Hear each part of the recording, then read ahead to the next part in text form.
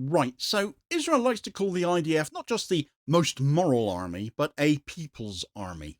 These days it looks more like an army without many people, though, or certainly nowhere near enough. Benjamin Netanyahu is begging exhausted reservists to keep fighting, waving unenforceable draft orders at ultra-Orthodox Jews who would rather be dragged to prison than into Gaza, and now in a gesture that borders on parody, frankly, and very much speaks to Netanyahu's level of desperation, even as he orders his understrength forces into Gaza City to commit yet more atrocity, he has now been floating the idea of recruiting American and French teenagers to fill his ranks. For Benjamin Netanyahu, this is not about defending the nation, but defending himself now. Every day the war drags on as another day his corruption trial risks being kicked further down the road. But when the People's Army has no people, when Jews at home and abroad alike refuse to serve, the mask slips. What is exposed is not strength or unity, but a hollow state clinging to ideology, making a mockery of the faith the state is supposedly founded on, and militarism, desperate enough to conscript frankly anybody they can possibly get at this point. Right, so for decades Israel has cultivated this image of itself as a nation in arms, a small state that survived in a hostile region because its people were bound together in service, succeeding because they were God's chosen people. The Israel Defense Forces were more than an army, they were a cultural institution, a crucible in which generations of Israelis were socialized into national identity. Never mind it had been formed out of 3 terror groups beforehand. Let's not talk about that. Service was compulsory, though, and this was held up as proof of equality. Every Jewish Israeli, regardless of class or background, would bear the burden, unless you're one of Benjamin Netanyahu's kids, of course. This was the People's Army model, the idea that Israel's survival rested not just on technology and strategy, but on the willingness of its citizens to fight. Yet today, of course, this myth lies in ruins. The IDF is suffering a chronic manpower crisis, with senior officers admitting a shortfall of between 10 and 12,000 soldiers. Tens of thousands of reservists have failed to report for duty since the collapse of the most recent ceasefire. The attempt to conscript the ultra-Orthodox Haredim has collapsed into chaos, with mass protests in Jerusalem and Bnei Brak and Tel Aviv and New York as well. Diaspora Jews, especially the younger generation, have no appetite to fight in Gaza. Instead of filling IDF ranks, they are leading anti-war demonstrations in Western capitals. It is against this backdrop that the Netanyahu government has floated the extraordinary idea of recruiting Jews from abroad into the Israeli army.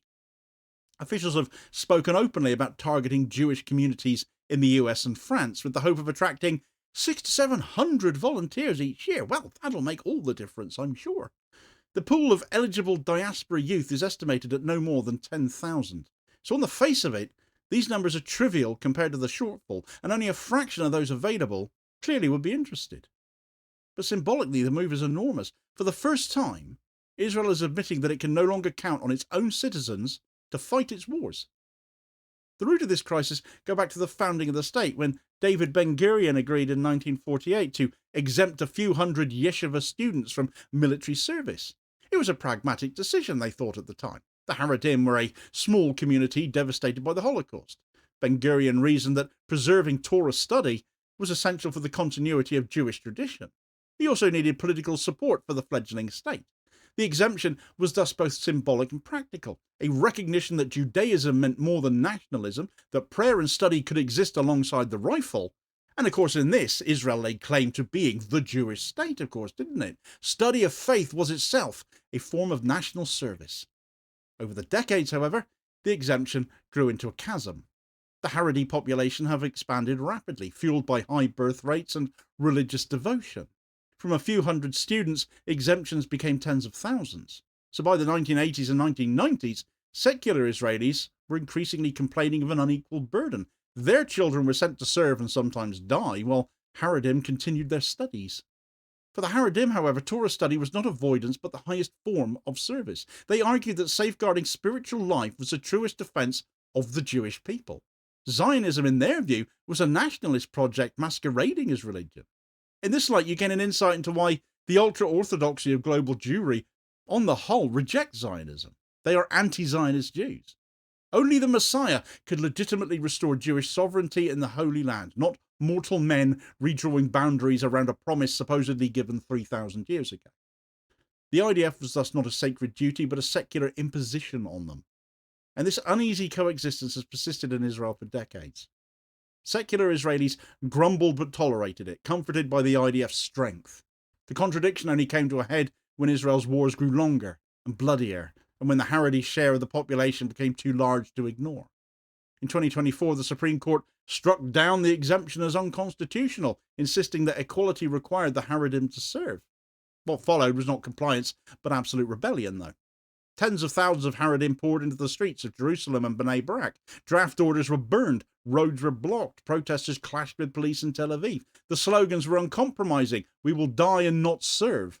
The fury was echoed abroad. Ultra-Orthodox communities in New York and London and Antwerp and Paris and so many other places as well staged solidarity demonstrations, condemning Israel for waging what they described as a war on the Torah itself. Instead of yielding soldiers, the move exposed the deep fracture in Israeli society between militarism and religion. Instead of being the Jewish state, the state is actually attacking their most devout. What happens when a state that calls itself Jewish turns its police against Jews who insist that their service is to Torah, not to the rifle? The timing of the Supreme Court ruling and the government's fumbling attempts to enforce it cannot be separated from Netanyahu's political predicament, though. As ever, it is the root of everything. The Prime Minister remains on trial for corruption charges, including fraud and breach of trust. Were it not for war, his opponents would likely have forced him from office long ago. But as long as Gaza burns, Netanyahu insists that leadership cannot change in the middle of a conflict. His coalition makes the situation even more volatile. On one side stands the far-right nationalists such as Itamar Ben-Gvir and Bezalel Smotrich, who demand the destruction of Gaza and the displacement of Palestinians. On the other once stood the ultra-Orthodox parties, Shas and United Torah Judaism, who demanded protection from conscription and left the coalition when they didn't get it, leaving Netanyahu running a minority administration now. Netanyahu couldn't placate both. Their demands were irreconcilable. He cannot end the war without alienating the far right, and he couldn't enforce the draft without losing the Haredim.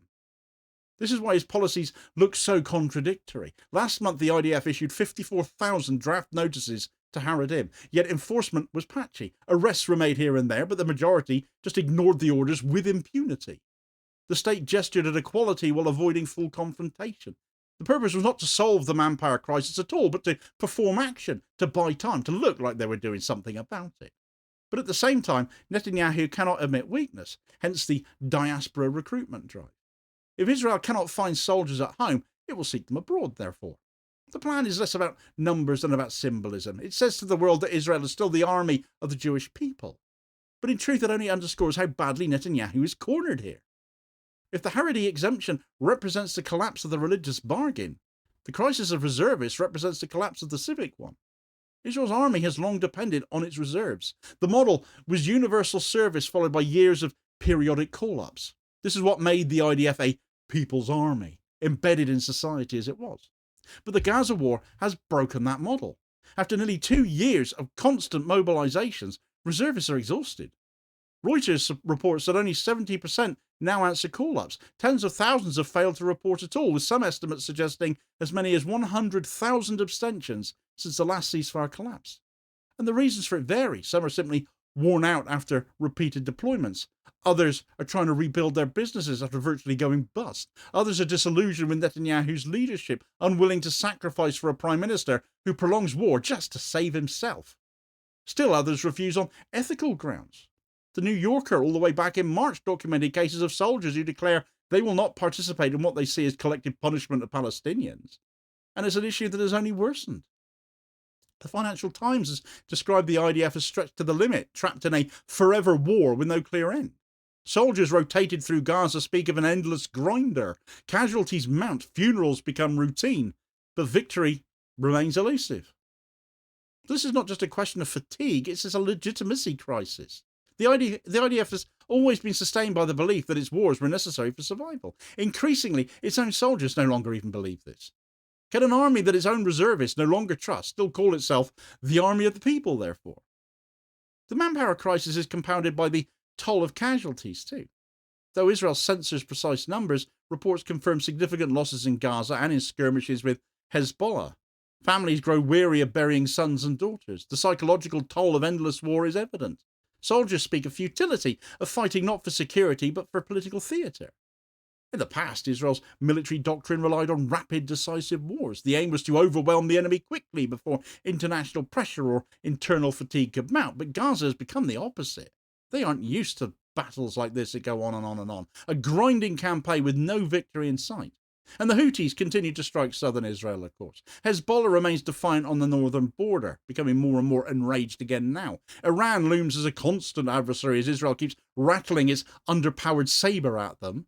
And Hamas, of course, have not been eliminated. The IDF projects overwhelming firepower, but it is undermanned, it is exhausted, and it is utterly demoralized. And it is in this context in which diaspora recruitment has to be understood. It is not a bold new strategy, but an admission of failure. It is Israel saying to the world that it cannot sustain its own wars without foreign bodies now. So now we want your citizens to fight for us too, to give their lives to fight for us too. Or to give their lives for Benjamin Netanyahu's job would be more accurate. The IDF's plan to target Jewish youth abroad is unprecedented, though. Officials hope for 600 to 700 recruits per year. The eligible pool is estimated to be around 10,000. And even if achieved, this is trivial compared to the shortfall of 10 to 12,000 soldiers. It makes no difference at all. It's all about symbolism, and that's enormous. Israel is asking Jews abroad not just for money or political lobbying now, but for blood. It is demanding that diaspora Jews fight and die in Gaza for Netanyahu's career. The optics, naturally, as you can imagine, are disastrous because people have seen right through it. Critics have already denounced the plan as exploitation, a form of neo-colonialism that treats Jewish identity as cannon fodder. In host societies, the move risks inflaming debates about dual loyalty, reinforcing stereotypes that Jews are bound first to Israel, which is, of course, anti-Semitic. Yet Israel itself would be providing the fodder for such a notion. The generational problem is even greater. Surveys show that only 40% of Jews under 30 in the US feel attached to Israel, compared with nearly 70% of older Jews. Younger Jews are more likely to join organisations like Jewish Voice for Peace, or If Not Now, which lead anti-war protests, than to enlist in the IDF. They see Gaza not as defence but as genocide, just like so much of the rest of us do. Thus, far from solving Israel's crisis, diaspora recruitment threatens to accelerate estrangement from it. Why should young Jews in Brooklyn or Marseille or anywhere else fight in Gaza for Netanyahu to keep on dodging the courtroom and staying in power? The hypocrisy is glaring, and it undermines the very narrative of Jewish unity that Israel claims to represent. And if even Jews abroad reject Israel's call, what claim will the state have left to speak for the Jewish people at all? Even if it had any such legitimate claim to begin with. At root, the recruitment crisis reveals a deeper truth, though. Israel has reduced Jewish identity to militarism. The state insists that the only valid form of Jewish service is armed service. Torah study is now being dismissed. Diaspora dissent is vilified. Conscientious objection is criminalised, of course. This is why Haredi leaders insist the state has declared war on Torah. It is not hyperbole. For them, the demand for conscription is an existential attack on their way of life. For diaspora youth, the demand to enlist is an attempt to co-opt their identity into a war they reject. Israel presents itself as a homeland of all Jews, but in practice it polices Jewish identity heavily, deciding which forms of Jewishness are acceptable. Faith, study, conscience, dissent, all are subordinated to militarism. And the result is that Israel alienates the very communities it claims it represents and endangers Jews across the globe with its conduct. The crisis is not only social, but political, and it is global. It reaches far beyond Israel itself. Netanyahu's ultra-Orthodox coalition partners walked out over the draft law. Analysts warned the government could collapse. The Prime Minister's coalition is pulled apart by its own contradictions. The far-right demand escalation and now have even more power, and Netanyahu acquiesces to them all the more. The Haredim demand exemption. Netanyahu tried to have it both ways, but he couldn't. War prolongs his tenure, but it's also accelerating his downfall. Every day the conflict continues, more soldiers refuse, more protests erupt, more diaspora Jews turn away. Netanyahu clings to war as his shield, but it's a shield that's rusting away in his hands. For decades, Israel relied on diaspora support, particularly financial and political lobbying in the United States and other nations in the West. Now, instead of fundraising dinners, the world sees diaspora Jews chaining themselves to the gates of weapons factories or protesting in front of Israeli consulates. The image of Jewish unity is collapsing. The IDF's legitimacy has always rested on the idea that it was the people's army, universal service, shared burden, collective defence. But what happens when vast segments of the population refuse to serve? What happens when reservists abandon their posts? What happens when diaspora Jews refuse to enlist? What happens is what we see today. A hollow army, undermanned, overstretched, reliant on firepower rather than people now. Technology may substitute to some extent the drones, the cyber warfare, the artificial intelligence, but no amount of machines can solve the deeper crisis of legitimacy. A people's army without its people is not an army. It's a facade. And a state that calls itself Jewish while criminalizing Jews for refusing to kill, it's not a Jewish state. It's a militarist state cloaked in religious symbolism. The recruitment crisis is more than a numbers game. It is a mirror held up to Israel itself. The state that once boasted of a people's army is discovering it no longer has the people. The army that once symbolized Israeli unity now symbolizes its fractures. The bargain that exempted Torah scholars as guardians of Jewish life has been torn up, and the result is not more soldiers, but Jews in the streets declaring that they would sooner die rather than serve. Netanyahu's desperation to prolong the Gaza war, to delay his corruption trial, and to cling to his coalition has collided with the reality of an army short 10 to 12,000 soldiers and a society no longer willing to fight for him. Reservists stay home, families bury their dead with no victory in sight, wondering what they gave their lives for. Young diaspora Jews march in protest rather than in formation. The very people Israel claims to defend are refusing to be its foot soldiers. This is the reversal that exposes the hollowness, the deadness of Zionism. The state that promised to unite the Jewish people is alienating them instead. The homeland that claimed to defend Jewish life is criminalizing Jews for refusing to kill. Israel clings to its ideologies, but its own people are slipping away. The unanswered question now is unavoidable. If the people's army has no people, and if Jewish identity itself is fractured by Israel's demands, what truly remains of the Jewish state? Certainly the scenes of Rejection in Tel Aviv this past weekend tell a story all of their own, as the biggest protest in Israel's history broke out, with 1 million Israelis out in the street, half of them in Tel Aviv alone, demanding an end to the genocide, the return of the remaining hostages, and little wonder when a ceasefire agreement engineered by negotiators from Egypt and Qatar was agreed to by Hamas, but Israel just completely ignored it, choosing to march straight into Gaza City instead, and the massacres have been reported from the districts of Sabra and Zaytun since.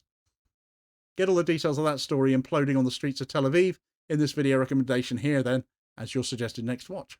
Please do also hit like, share and subscribe if you haven't done so already, so as to ensure you don't miss out on all new daily content, as well as spreading the word and helping support the channel at the very same time, which of course is massively appreciated. Holding power to account for ordinary working class people the world over, and I'll hopefully catch you on the next vid therefore. Cheers folks.